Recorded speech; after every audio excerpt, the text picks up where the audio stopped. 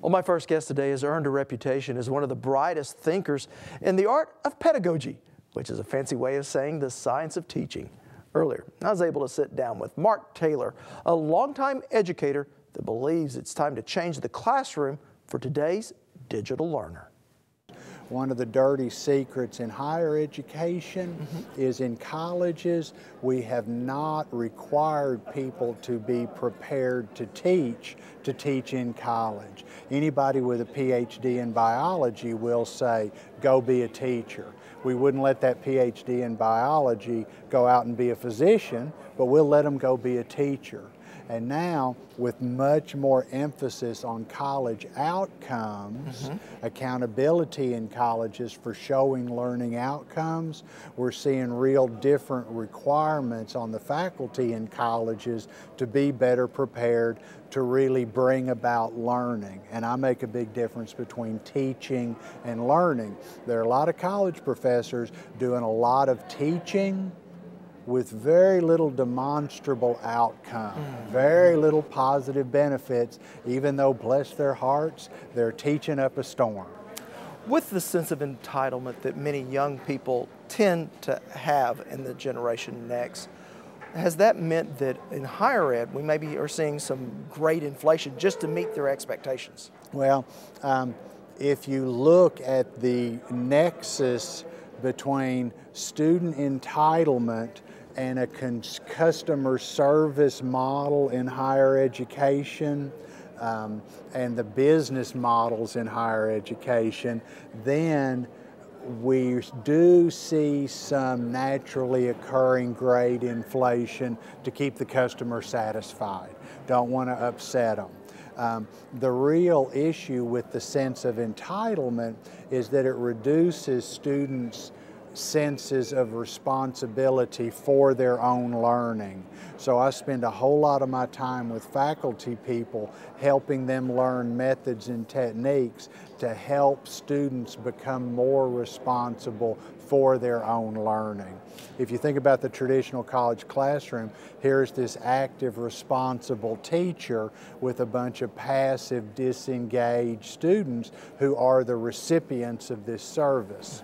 That's what college has always looked like, but it's bad instruction.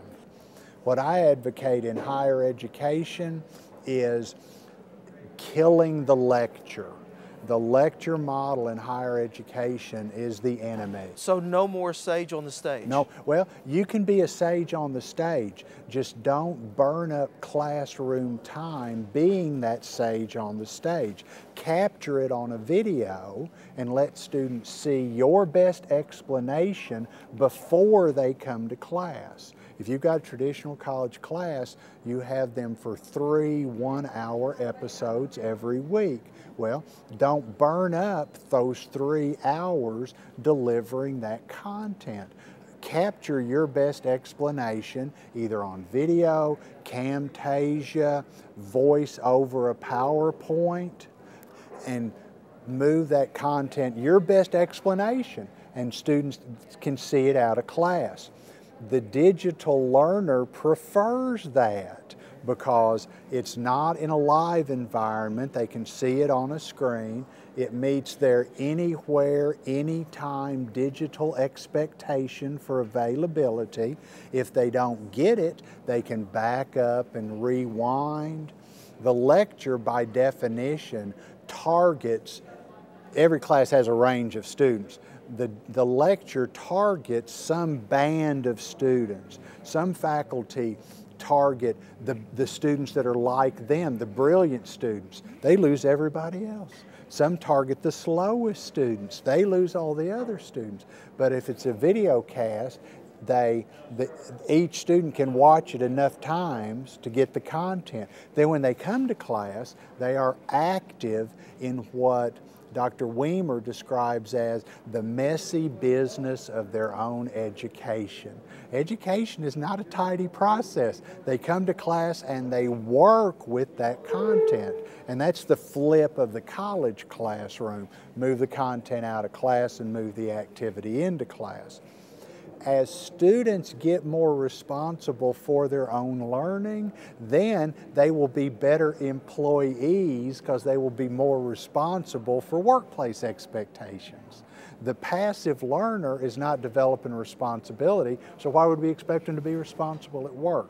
So we hope that changes in those educational practices would lead to a better prepared workforce. What could this mean for traditional education? And I'm talking about the industry of education, of higher ed, because if I can go online and find the best lecturer, why do I want to sit into an instructor's class who maybe has been doing this for 6 months? Well, and there are some folks out there who are addressing that in very meaningful ways. The best references are on disruptive technologies in college. And there's this notion on disruptive innovations that most industries pass through periods of time of kind of slow incremental improvements to their product. Then some huge disruptive innovation comes in where the major players go out and a new set of innovators come in. And we've seen that, you know, the first computers that were very popular were Compaq and NEC and IBM, who don't even make computers anymore because these upstart companies came in.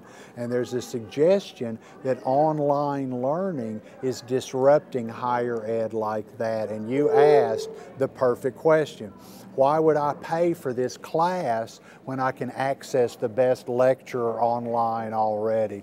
And when places like MIT and Harvard are putting Princeton are putting all their content online, it's very humbling to your bread and butter professor to say, now I'm going to offer my best explanation on this, even though that Nobel laureate's explanation is already online.